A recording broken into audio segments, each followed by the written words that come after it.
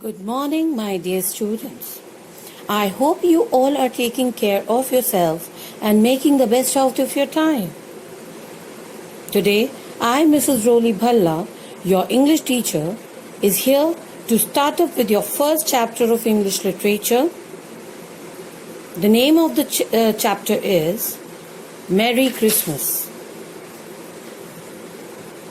This story revolves around four sisters and their mother who lived in Boston. Their father was away at war. The March family, March is their surname, March family was poor, but they were very happy along together because of their warm hearts and affection for each other. This extract of the story tells us how they spent their Christmas morning. The names of the four sisters are Meg, Jo, Beth, and Amy. Jo was the first one to wake up on the morning of Christmas Day. No stockings hung up at the fireplace, which she expected was to be filled up with the gifts, but disappointed, she could not find any gifts over there. But then she remembered her mother's promise, and slipping her hand under her pillow, drew out a little crimson-covered book.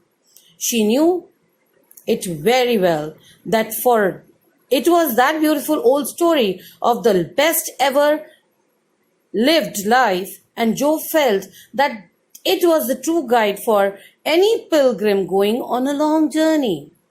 She woke her sister Meg with a Merry Christmas sound and told her to search the gift under her pillow as well.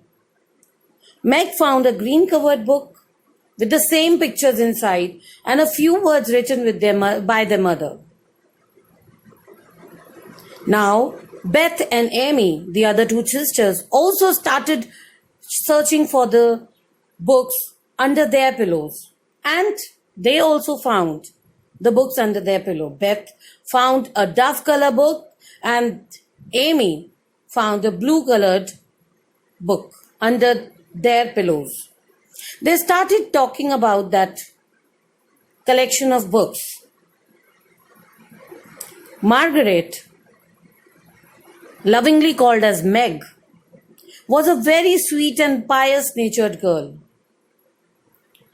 She always influenced her sisters, and she also told them that now this is the time what they have to do. She always being a good guide to the sisters, because Margaret was supposed to be the eldest one.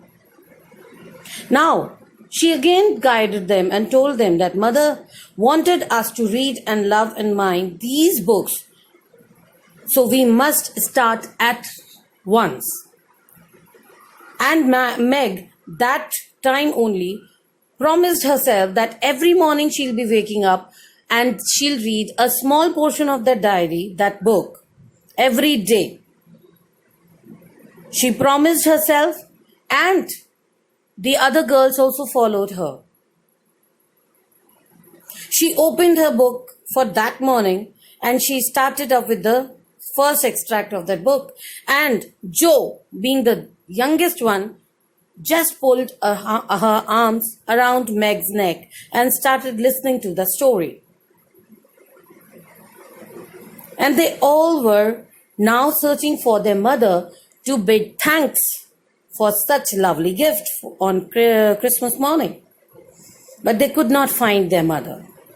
There was a lady called Hannah who had lived with the family since Meg was born and was considered by them all more as a friend than as a servant.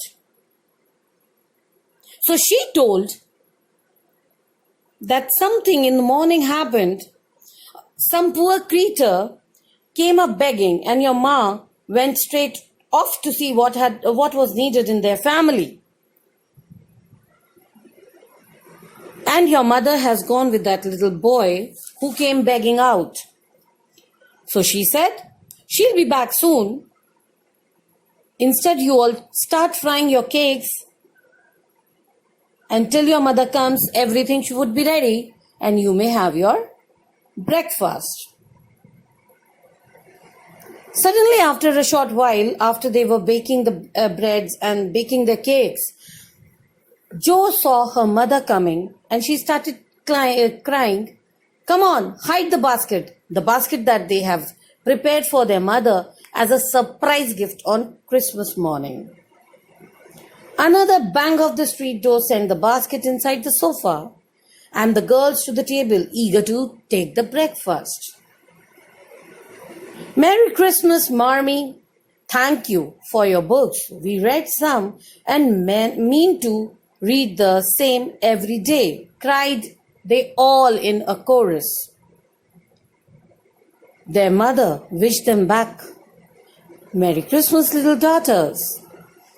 And she was very happy that the daughters were so happy after getting those gifts. And then she sat around the girls and she told the girls where she had been for such a long time in the morning. She told that she went with the little boy who was quite dirty to his house, and she also went inside the house where she found a poor woman with a little newborn baby.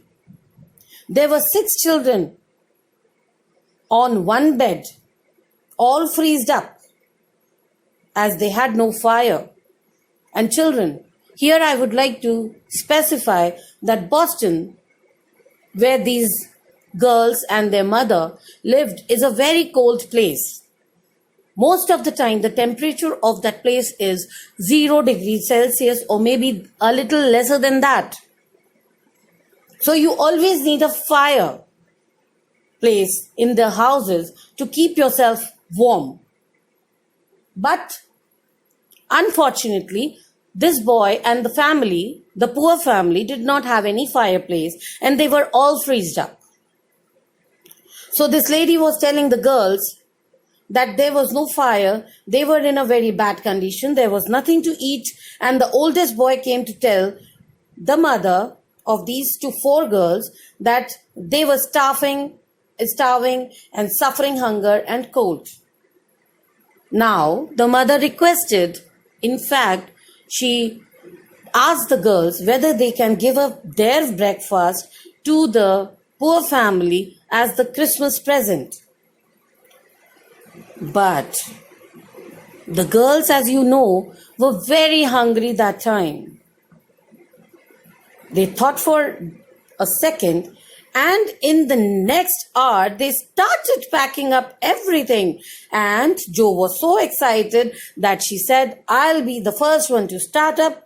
Then the other one, Beth, said, "I'll be carrying everything to the poor little children." And then Amy said, I'm going to pack up the creams and the muffins. And Meg has already started covering the buckwheats and piling the breads into one plate.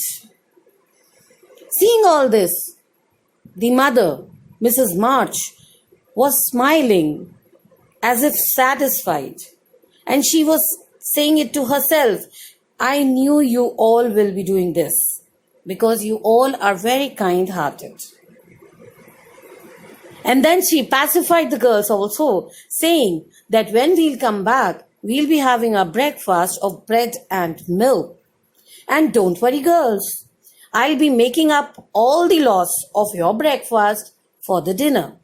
That means she was planning for a good dinner for these nice and kind-hearted girls. When these girls, along with their mother and the lady living with them called Hannah, when these girls went to that house of the poor children and that mother with a little baby on her side, they were disheartened, seeing that there were broken windows, that was a miserable room with no fire, raised bedcloths, a sick mother wailing baby, and a group of pale, hungry children cuddled around one old quilt, trying to keep warm. And then they again smiled, looking at these people, these girls and their mother, saying, "Oh my God, funny the little angels have come And Joe was being very funny that time, and she said, "Funny little angels in hoods and mittens." And they all started laughing. At least there was a little laugh in that poor house. After a few while, the lady working with these girls, Hannah, she carried out the wood, making a fire, and stopped up the broken panes with old hats and her own cloak. Mrs. March gave the mother tea and gruel and comforted her with promises of help while she dressed up the little baby as tenderly as if she had been doing it for her own babies. The girls, in the meantime, spread up the table, set the children round the fire, and fed them as if they were feeding the hungry birds, laughing, talking, and trying to understand the funny broken English of that little child and all those other ones. The girls had never been called as angels before, and they were so happy that day. When they returned back, they had their mother's promised breakfast laying on the table of bread and milk. So that Christmas morning, their breakfast was only for bread and milk, but with a lot of satisfaction in their hearts. That's loving our neighbor better than ourselves, and I like it. Children, here I would again like to specify one thing. While reading this extract, this story, kindly go through the current scenario around ourselves, the current situation going around. I think I can connect this story with the current scenario in a different way. There are families, there are people who specifically need our help right now. Like this family, the poor family, which Mrs. March and her family has helped. So let's move on with the story first. And then they started doing their daily course, and they wanted to thank their mother and make her proud as well. And while coming down from the rooftop, the girls started cheering up their mother for the good deed that she did, and she let them do the same. Joe started shouting, "3 cheers for Mommy," while Meg went to conduct Mother to the seat of honor. Beth played her gayest march. Amy threw open the door, and Meg enacted escort with great dignity. Mrs. March was both surprised and touched, and smiled with her eyes full as she examined her presents and read the little notes which accompanied them.